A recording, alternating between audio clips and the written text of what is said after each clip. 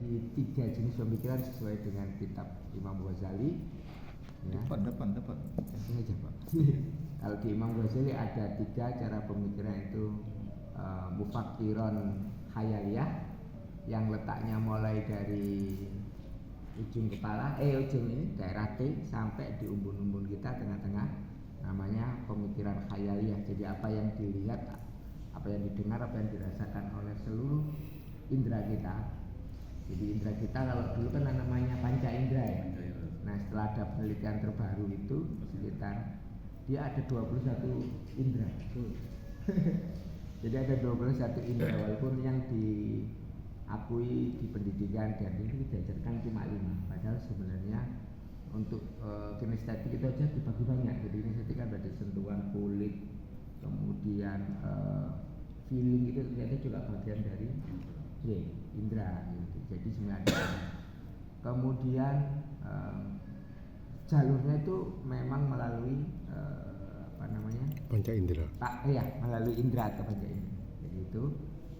Jadi ini dinamakan dengan, kalau yang kemarin kita bagi bahwa jenis pemikiran kalau pada umumnya ada sadar, kemudian ada pikiran tidak sadar, bawah sadar, terakhir ada pikiran tidak sadar.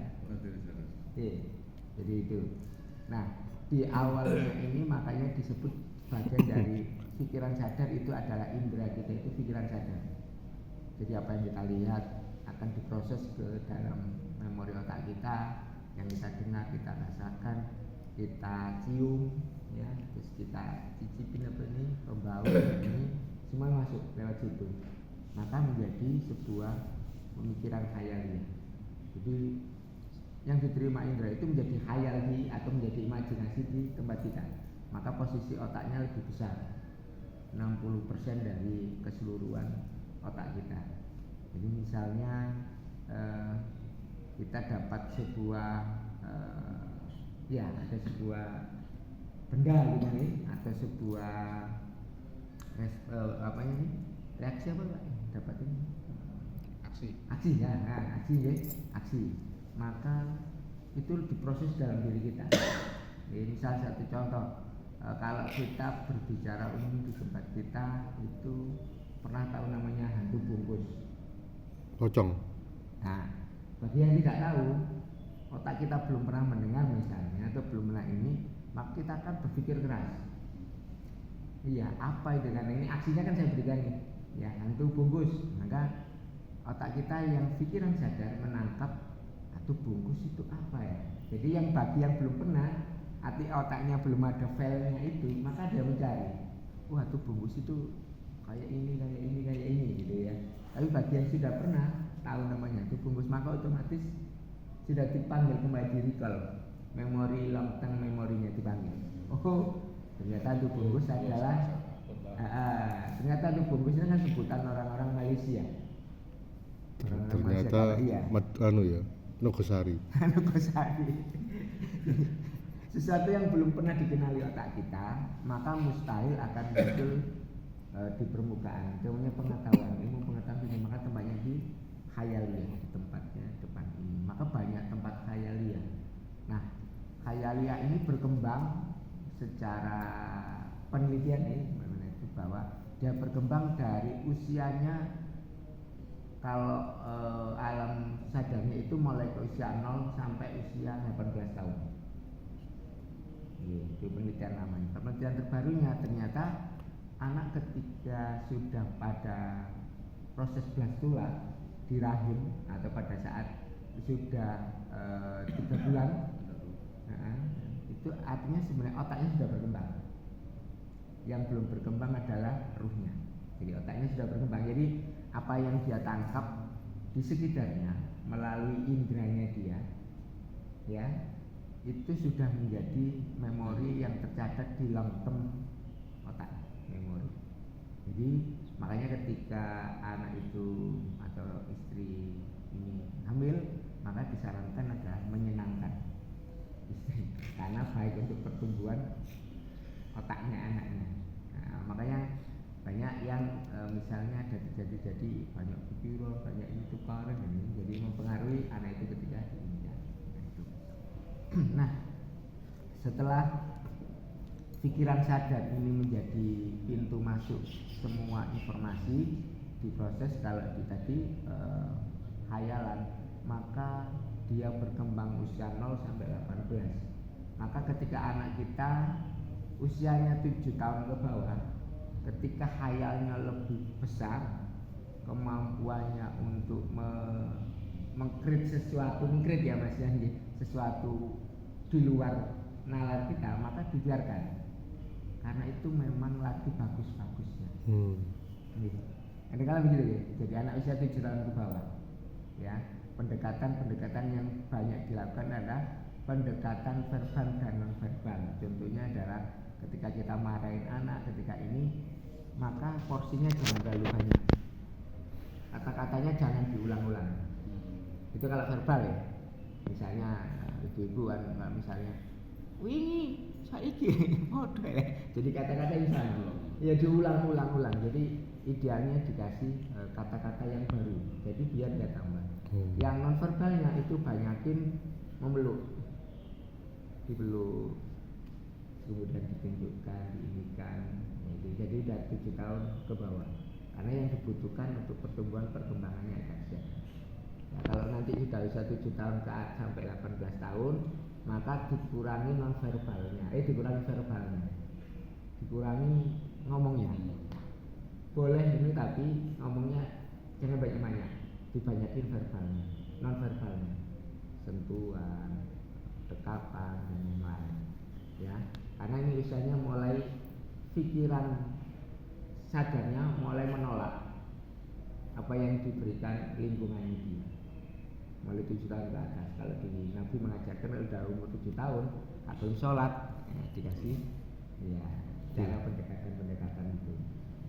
Nah terus kemudian ketika nanti terapinya, nah ini kan hubungannya dengan terapi yang kita bisa berikan kepada diri kita ataupun kepada orang-orang lingkungan terdekat adalah bagaimana cara menerapi tentang kondisi seseorang, tidak hanya pada saat kondisi yang drop, tapi pada kondisi yang meningkat itu berarti senang, bahagia, tapi rata-rata banyak yang kondisi drop itu artinya ada gangguan kepribadian, ada gangguan fisik dan namanya drop. Itu nanti cara menerapinya.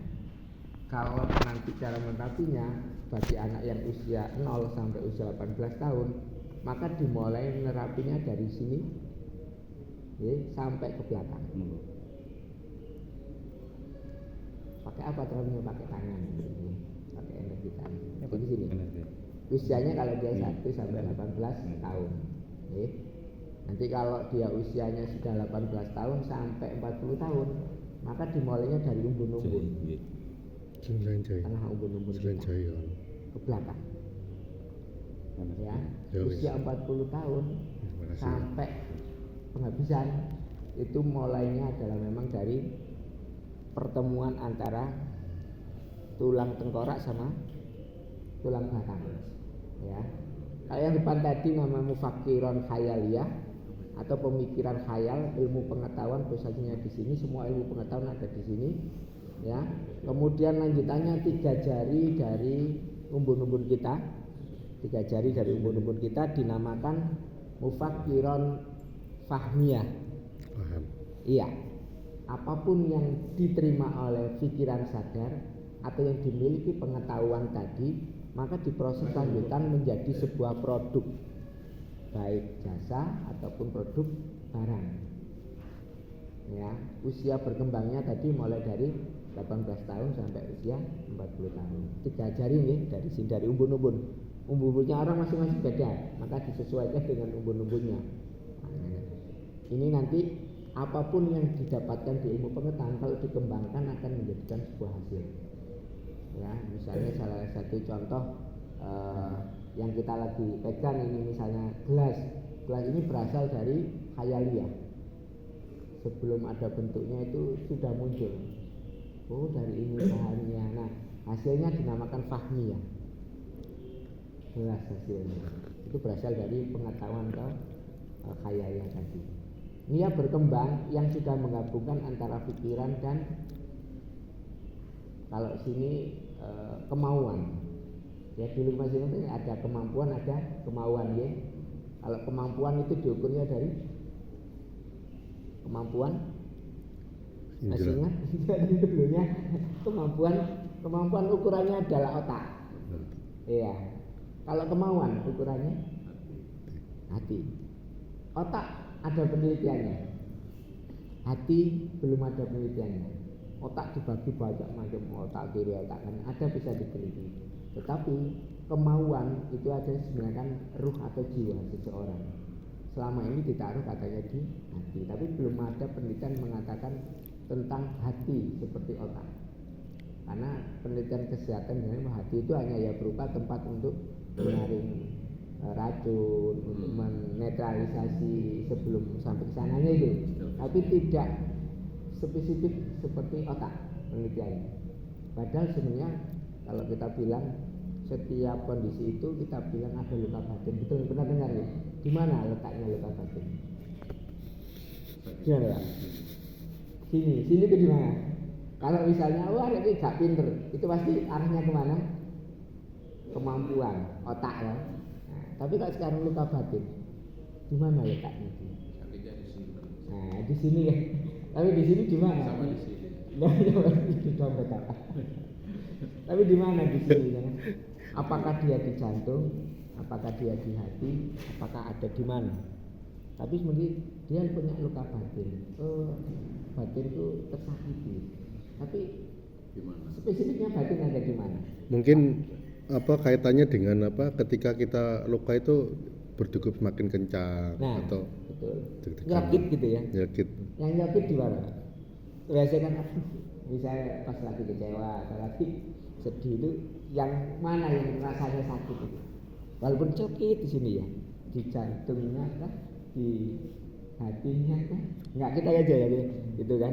Karena apa? Karena kemauan itu sifatnya abstrak, sifatnya gaib, tidak terlihat, betul ya? Tidak terlihat, makanya dia tidak bisa diukur. Makanya luka batin itu lebih kepada nanti namanya pikiran bawah sadar. Letaknya ada di mana? Pikiran bawah sadar ya.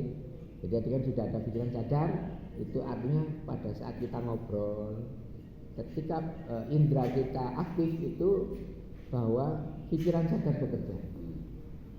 Ketika kita tidur, maka pikiran sadar itu ikut tidur, tidak berfungsi sama sekali. Contohnya ada orang tidur itu misalnya mendengar ada petir, ada apa, nggak berfungsi sama sekali. Nah, berarti sebenarnya dia fungsinya sudah bawah sadar. Nah, pikiran bawah sadar itu bekerja tidak pernah mati sampai orang itu benar-benar mati. Jadi ketika kita tidur, pikiran bawah sadar naik ke permukaan, dia yang bekerja tanpa kita sadari.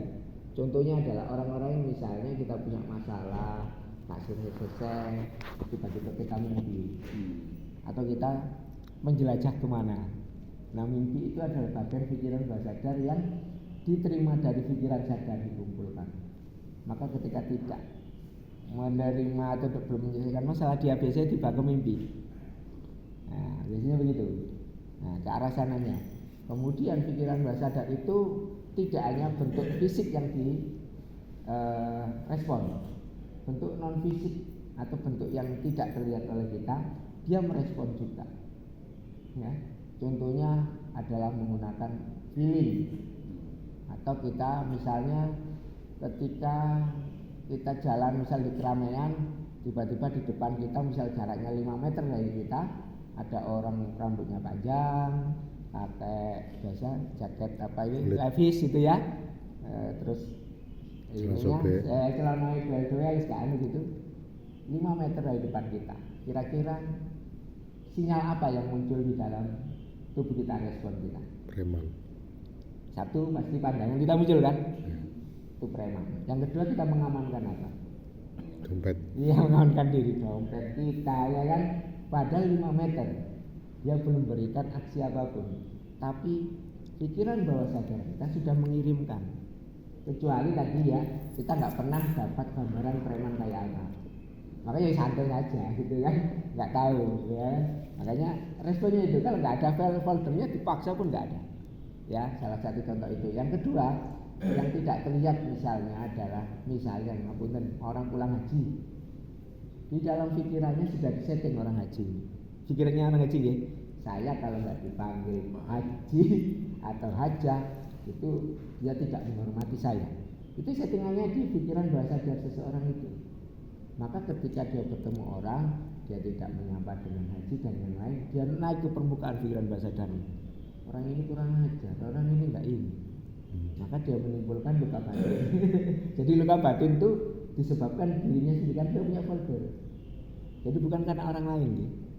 Nah, cuma batinnya di sini belum, nanti kita sama belajar gimana batinnya.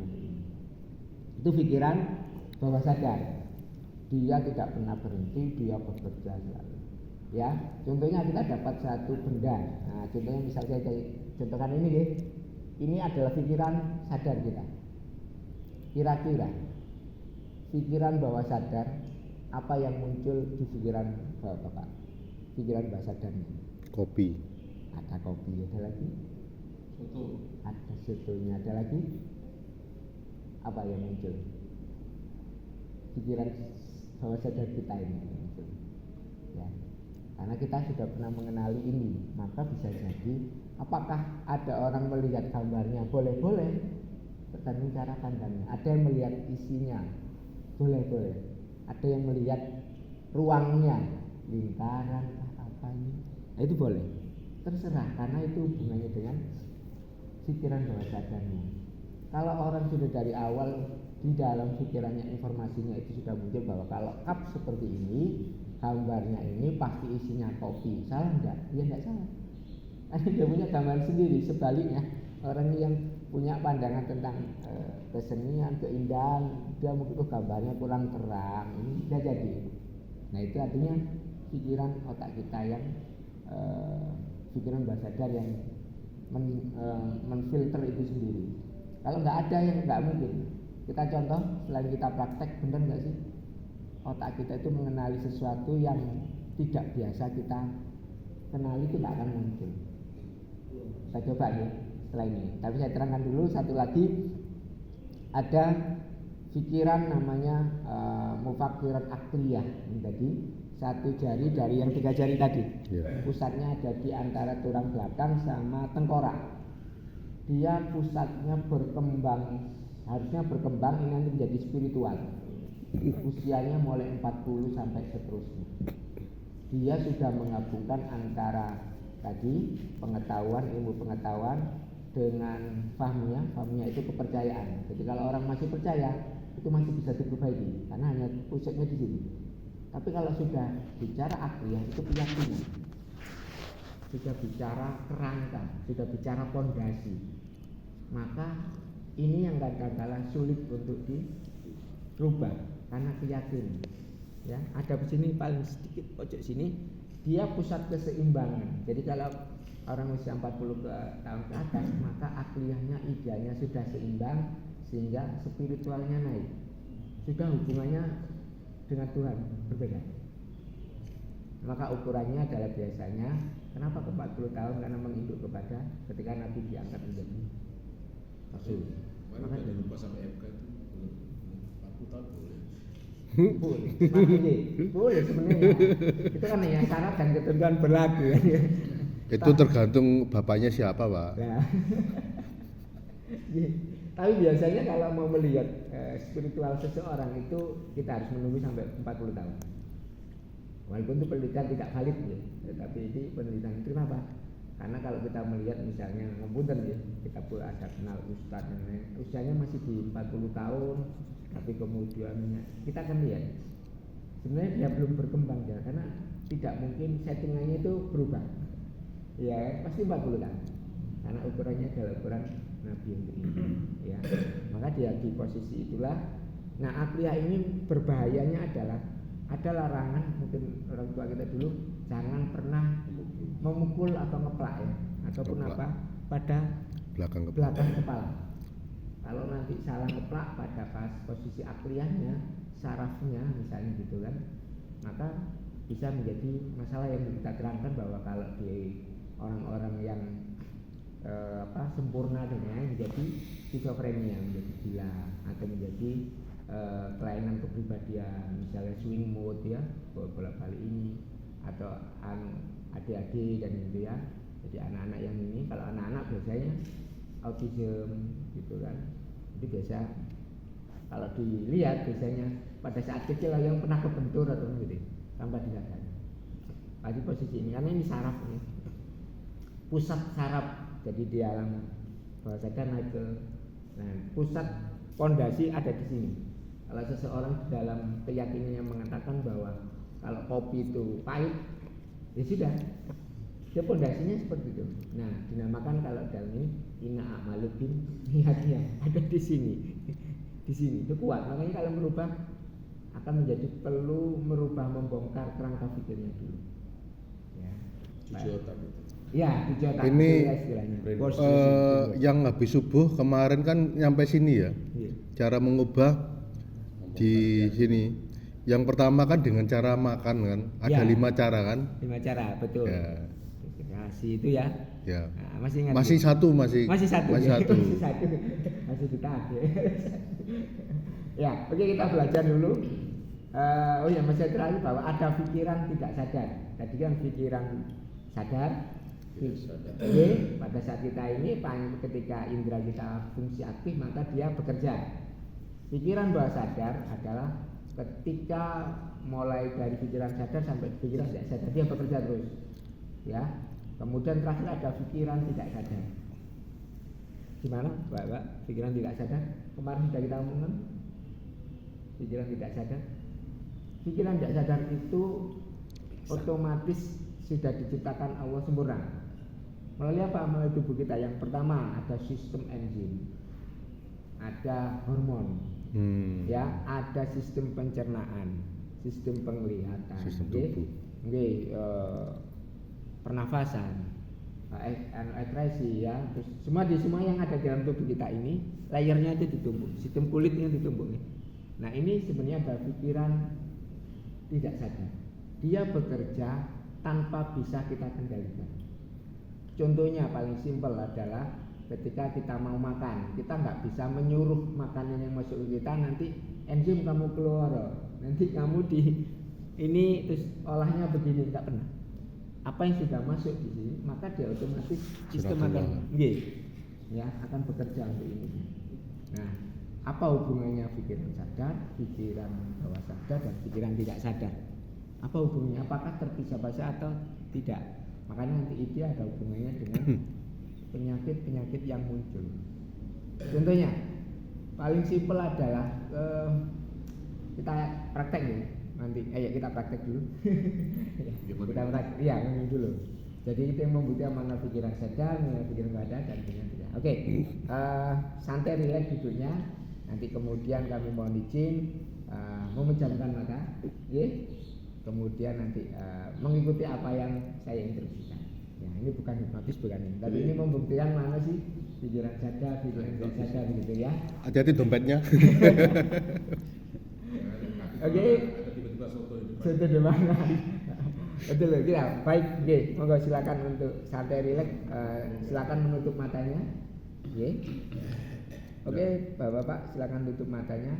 Santai rileks. Sekarang gambarkan, rasakan, lihat, dengar dalam pikiran kita, seolah-olah kita ini sedang dalam kondisi yang gelap dalam pikiran kita, gelap sama sekali, ya, gambarkan gelap sekali di dalam ini. Kemudian tiba-tiba ada sebuah cahaya kecil, warnanya putih, semakin dekat, semakin membesar, dan kita merasakan wajah kita menjadi semakin terang, semakin terang, semakin terang, dan semakin terang. Sekarang Bapak-bapak ada di sebuah padang rumput. Bayangkan padang rumput, rasakan, dengar, lihat. Ada padang rumput yang pasti warnanya adalah hijau. Rumputnya segar, hijau, membuat seluruh badan kita tiba-tiba menjadi begitu semangat. Kemudian Bapak-bapak bayangkan depan kita ada sekumpulan sapi yang berwarna putih, sekumpulan sapi berwarna putih, semakin banyak sapinya, lebih jelas warnanya, lebih putih, sedang makan rumput, ya. Oke, semakin jelas sapinya makan rumput dan yang lain, maka bapak-bapak jangan membayangkan sapi berwarna pink,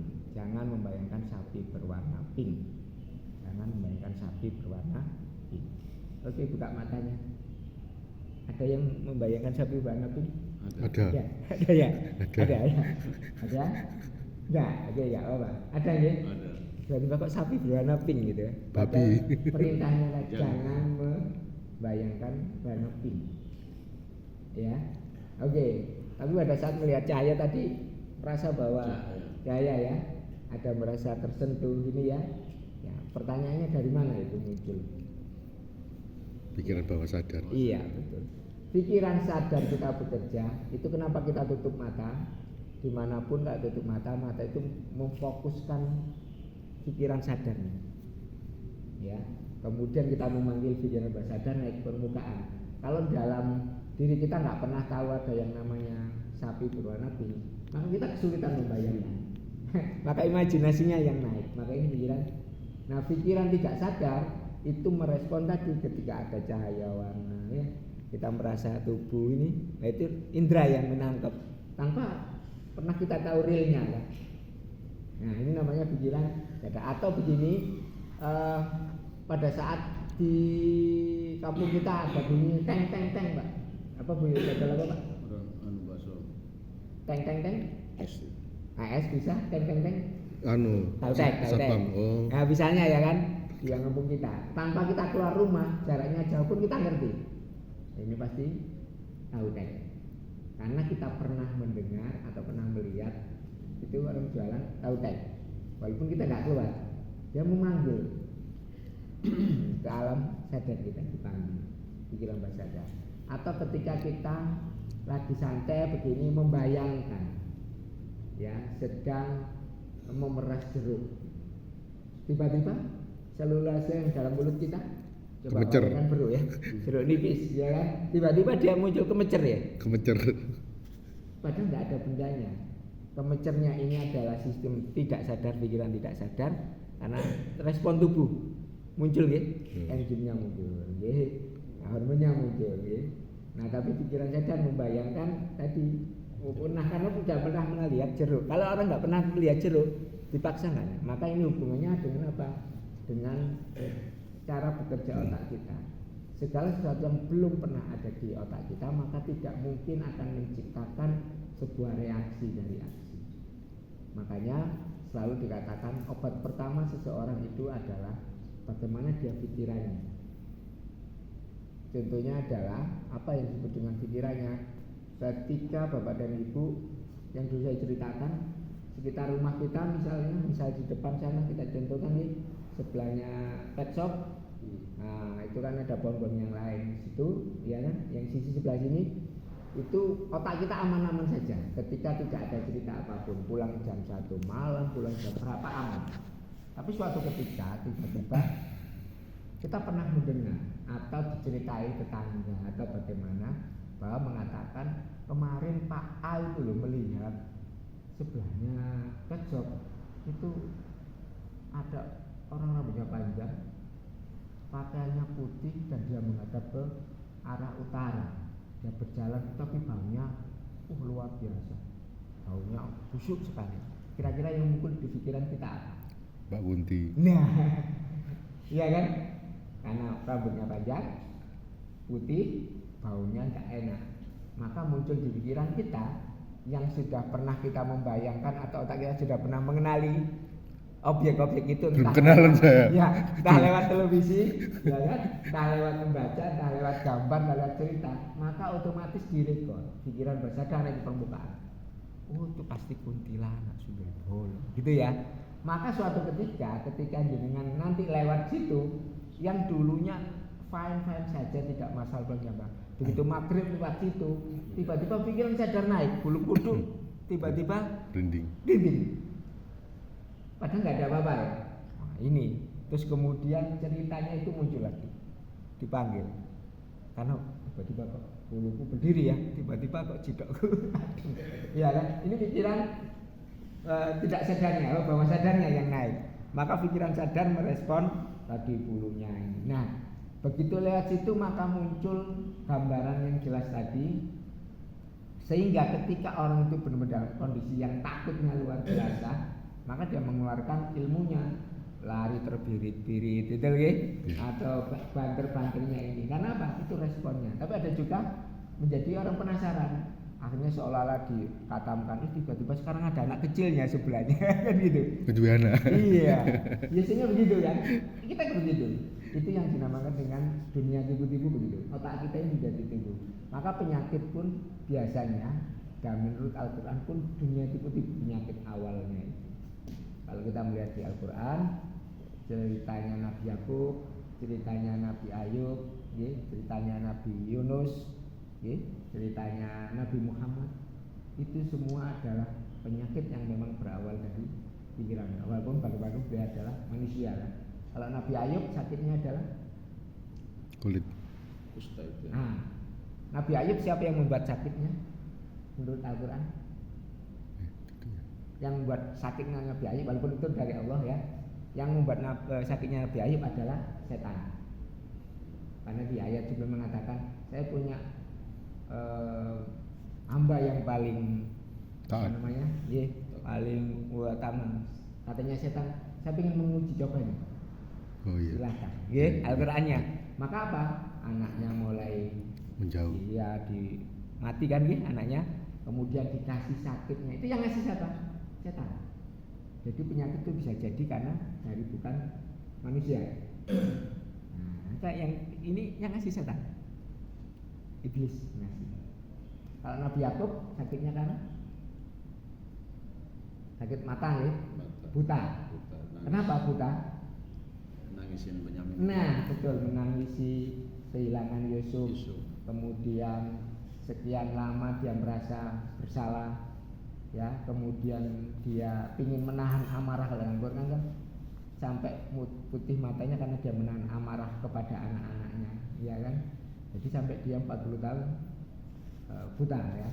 Jadi ini menandakan bahwa penyakitnya itu berasal dari mana? Nah, betul. Dari penyesalan. Maka menurut penelitian ada 3 penyakit yang tidak kelihatan tetapi dia lebih membunuhnya lebih cepat. Yang pertama adalah penyakit itu berawal dari merasa kehilangan orang-orang, masa kehilangan yang luar biasa nih atas orang-orang yang dicintai atau orang sekitarnya. Itu luka batinnya kan begitu, itu ngelongkop dalam hatinya, terdalam bahkan tersembunyi, tidak bisa kadang untuk mencarinya sulit. Yang kedua, orang-orang yang merasa dirinya bersalah, menyalahkan dirinya sendiri. Gara-gara saya ini yang paling sulit biasanya kalau itu. Yang terakhir itu adalah orang yang merasa dipermalukan atau merasa orang yang tidak dianggap. Ya. Jadi itu ternyata 3 hal yang kalau di dunia teman-teman itu yang sulit untuk dicari. Dia disembunyikan di pikiran bawah sadar, bahkan orang pun nggak ngerti, ya memang gitu ya. Disembunyikan luar biasa. Tetapi kalau misalnya jenengan nanti menemukan untuk teman-teman yang lain, misalnya ketakutan, fobia, kemudian punya gangguan ini emosi, itu mudah.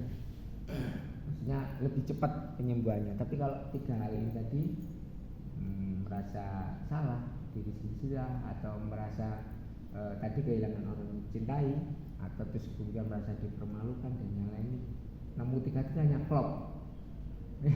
Jadi nanti menjadi traumatik seperti ini. Nah itu identifikasinya. Nah itu pikiran yang dicontohkan oleh Nabi Yakub. Kalau di dunia psikologi namanya simptom, Pak ya. Nah dengar ya. Gejala. Nah simptom itu memilihnya kita nggak bisa memilih. Misalnya sekarang saya memilih kaki saya sakit, nggak bisa. Respon tubuh pikiran tidak sadar tadi yang merespon. Nabi Yakub itu sudah nggak mau melihat dunia lagi, tidak mau melihat anak-anaknya. Maka yang diserang adalah sistem penglihatannya. Kemudian ada lagi Nabi Yunus, sakitnya? atau ininya penyesalan bersalah. masuk di dalam ikan. Itu karena berarti ada penyakit ataupun hal-hal yang terjadi dalam fisik kita itu karena diri kita.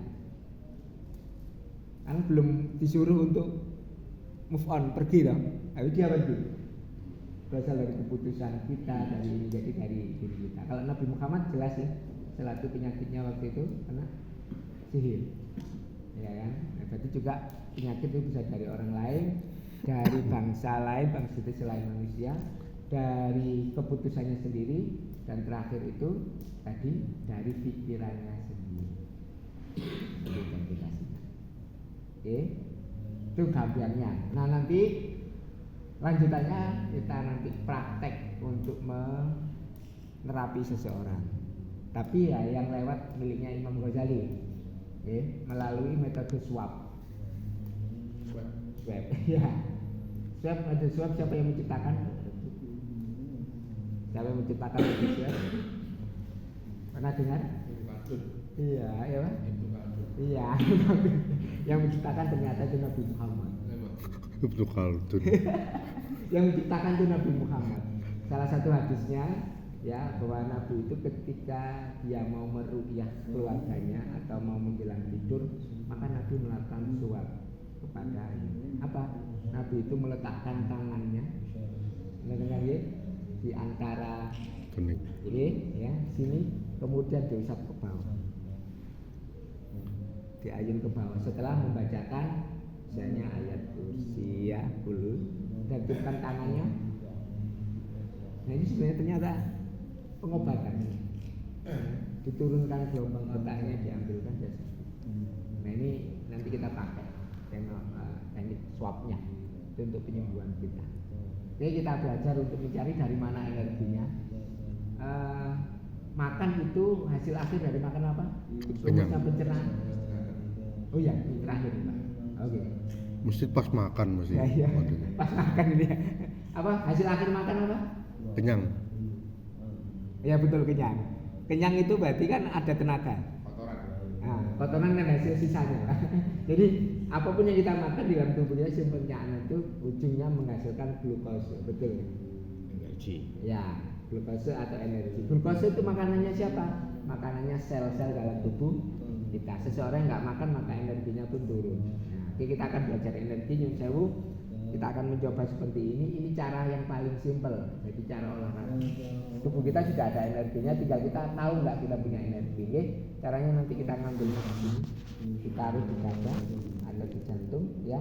Nanti kalau sudah oke, yakin, tolong pelan-pelan dijatuhkan tangannya. Nanti apa rasanya? Iya ya. Nah, nanti kita tahu tuh energinya seperti apa. Oke, ini paling simpel. Nanti ada cara mengambil ini, ada cara mengambil itu, ada 3 teknik. Tapi ini teknik yang paling ringan, yaitu teknik untuk mengumpulkan energi, karena di samping kanan kiri kita itu energi. Maka ketika kita mengambil energi, jangan mengambil energi pada orang lagi marah. Negatif. Iya, jadi kita ambil itu marah, gitu kan. Jadi orang menangis, jangan ini deh, karena itu energi. Gitu deh. Tanpa kita ambil pun sebenarnya energi itu sudah menyerap ke kita. Betul nih, kita ketemu orang atau ketemu pimpinan yang lain lagi marah, kita tuh kroso, walaupun dia nggak cerita, betul? Karena energi kita itu menyerap. Nah itu nanti ilmiahnya Albert Einstein nanti kita tunjukkan, sudah diteliti sama Albert Einstein itu. Oke, mau izin tangannya seperti ini. Oke, nanti kita taruh di sini aja, ya nikmati gitu nih. Yuk kita mulai. Ya, boleh bagus. Oke, lebih cepat nggak apa-apa. Siap. Bagus. Oke, sekarang kalau sudah yakin, pelan-pelan kita dapatkan tangan kita. Pelan-pelan saja. Pelan-pelan saja. Lakukan pelan-pelan. Biasa-biasa saja atau ada yang merasa? Diruqyah ya. Itu nanti kalau ada. Angel. Ada rasa saja. Ada jinnya ternyata. Belum. Ada rasanya? Panas. Belum. Oke. Kayak Panas. Well, Pak Willy sudah panas. Oke. tolak menolak gitu ya. Ada. Kayak tolak menolak. Pak Eri gitu. tolak menolak. Iya. Oh, Pak Eri pernah ikut pernafasan atau ikut pencak atau ikut Tidak. aliran apa? Aliran sesat. Oh, Pak nolak. Nggih. Ditolak terus loh Pak Anto itu. Iya. Biasanya kalau yang tolak menolak itu atau bentuk bola atau yang ini biasanya pernah ikut pernafasan, ikut perguruan silat atau amalan apa? Nggak ada rasanya. Belum tentu, tapi dingin ya rasanya. Oke. Belum ada. Oh, belum apa-apa. Nah, itu sebenarnya energi yang kita ciptakan nanti untuk menerapi. Pak. Oke. Ketika Anda masih marah pun akan ada penyakit. Biasanya normalnya hangat. Normalnya. Ada yang tolak menolak atau bahkan tiba-tiba nampuk begini, bisa jadi. Kalau adem, dingin, hangat sudah mulai hangat. Kalau dingin itu berarti sebenarnya pikiran sadar dan pikiran bawah sadar kita itu terlalu banyak yang dipikirkan. Sedih. Banyak pikiran. Banyak pikiran nih. Kalau ada Adem, dingin.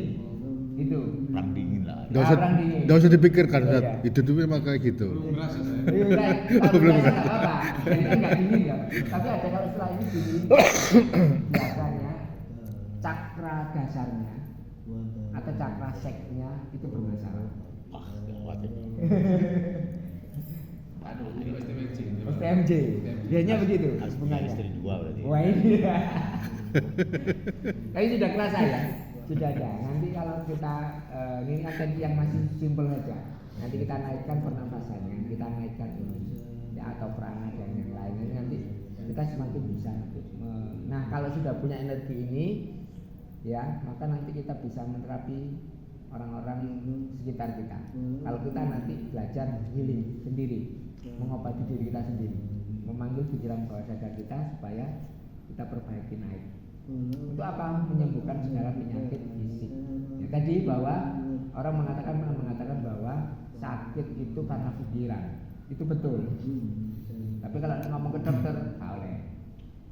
Ya, dokter pasti penyakit karena makanan, ya kan? Tapi pikiran, karena kalau ngomong pikiran, maka banyak orang nggak akan ke dokter. Sakit pikir tadi. Iya, nah, pasti. Ya. Karena pikiran tadi tempatnya paling banyak nih dari sini ke sini, khayaliyah itu, ya kan? Iya. Nah, itu paling banyak. Wah, pikirannya paling banyak di sana. Maka nanti ketika mau bati seseorang, kita lihat dulu. Nah, nanti kita belajar cakra, walaupun itu bahasanya bahasa Hindu nih, tapi kita anggap itu pengetahuan. Kalau di dalam Islam itu Nabi menyunahkan sedekah kepada berapa? 200 atau 300? 268 persendian. Oh, satu hal. Gitu kan? Itu sebenarnya adalah awal mula orang. Jadi itu pertemuan antara sistem pernafasan, sistem peredaran darah itu di situ. Ros-rosannya. Maka itu yang perlu nanti kita. Ada pertanyaan atau cukup? Cukup, Pak. Cukup. Oke. Cukup ya? Alhamdulillah. Cukup. Nanti mungkin minggu depan kita buka kelas kajian akad ya. Siap. Akad. Ya, Pada subuh. Pada subuh kan? Pada subuh aja. Pesertanya Kak Aga. Ya, habis sholat langsung. Habis sholat langsung. Oke. Takutnya ada acara soalnya kalau Oke. siang. Jadi besok habis subuh itu kita langsung praktek ini ya, praktek untuk menurunkan gelombang. Jangan besok lah. Kalau besok saya Besok Senin. pagi. Janganlah Minggu besok depan. pagi-pagi. Minggu depan Ini, Pak. ya. Minggu depan. Minggu depan. Ahad besok. Ahad besok. Ahad besok. Besok Senin, Pak. Besok Senin. Ya. Bukan Ahad. Tapi besok katanya. Ahad. Ahad. Ahad. Jadi kita langsung praktek itu, bagaimana kita menurunkan gelombang otak, terus kita juga ini untuk diri kita sendiri. Ini ke pajak bos. Oh nggak apa-apa. Oh kalau kita. Wah, mantap itu. Menyerap cakra dari pacet. Ya. Wah. Pancet tuh pancet. Pacet. Nanti kita juga bicara aura, napas kan Bang. Bicara santet, bicara ini juga, Wes. tapi ilmiah. Suruk. Gitu, terima kasih. Alhamdulillah. Subhanallah. Subhanallah wa bihamdihi asyhadu an la ilaha illa anta astaghfiruka wa atubu ilaik. Ilmu itu adalah sedekah.